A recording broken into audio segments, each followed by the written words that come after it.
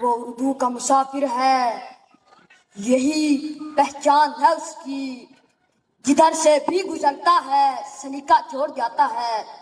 جناب صدر، معزز اساتذہ کرام، مہمانان گرامی اور میرے ہم مکتب ساتھیوں، السلام علیکم۔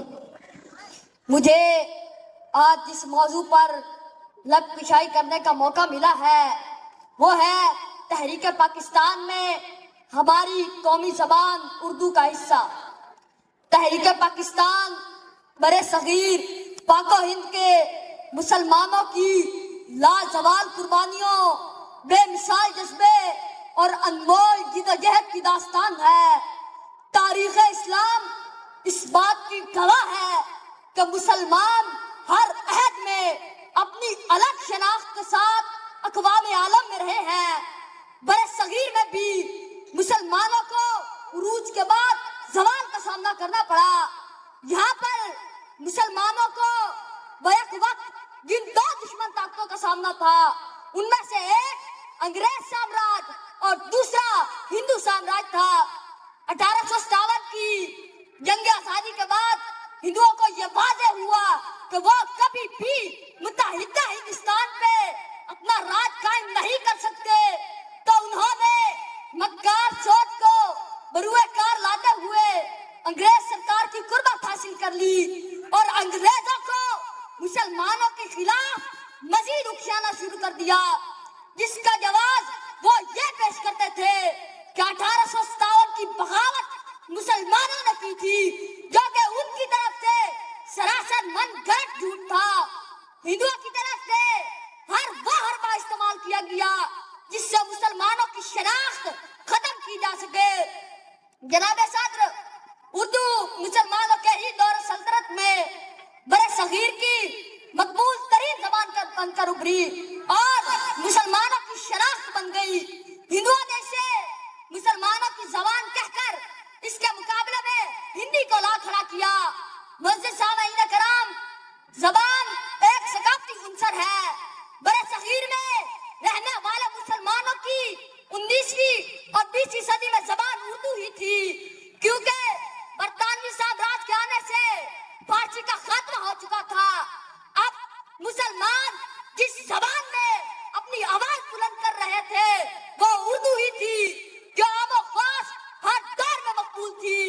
اسی طرح مسلمانوں کے عربی و فارسی علم و ادب کا اردو زبان میں ترجمہ ہو رہا تھا۔ بات کرنے کا حسین طور طریقہ سیکھا ہم نے، اردو کے بہانے سے سلیقہ سیکھا ہم نے، اردو کے بہانے سے سلیقہ سیکھا۔ جناب صدر، اردو ختم کرنے کی سازش کے خلاف مسلمانوں کی طرف سے جو پہلا قدم اٹھایا گیا وہ اردو ڈیفنس ایسوسی ایشن کا قیام تھا۔ اس کے علاوہ ایک اور اہم ادارہ جس نے اس بے سر و سامانی میں اردو زبان کے تحفظ کا بیڑا اٹھایا وہ انجمن ترقی اردو تھا، جو جنوری 1902 میں قائم ہوا۔ معزز سامعین کرام، تحریک علی گڑھ سے وابستہ اہل قلم نے تحفظ زبان اردو میں اہم کردار ادا کیا اور اردو ہندی تنازع کا تذکرہ بابائے اردو مولوی عبدالحق ان الفاظ میں کرتے ہیں کہ برے صغیر میں انگریزوں کی حکومت کے قیام کے بعد جو سب سے بڑا سانحہ ہوا وہ یہ تھا کہ اس ملک میں انہوں نے محکوم قوم کی زبان کو سنسکرت اور ہندی کو ہی سب کچھ سمجھ لیا۔ جہاں پر مسلمان دو قومی نظریے کی بات کرتے وہاں اردو زبان کا تحفظ لازمی جز بن چکا تھا۔ اردو زبان اور تحریک پاکستان کے تعلق کو آپ 1940 کے جلسے کے تناظر میں بھی دیکھ سکتے ہیں۔ جب قرارداد پاکستان منظور ہوئی تو بعض الفاظ میں حکیم الامت کا یہ اردو شعر نمایاں تھا، جہاں میں اہل ایمان صورت خورشید جیتے ہیں، ادھر ڈوبے ادھر نکلے، ادھر ڈوبے ادھر نکلے۔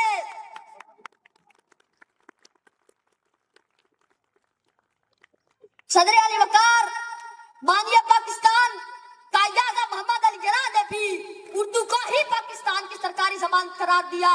اردو زبان کا تحریک پاکستان میں حصہ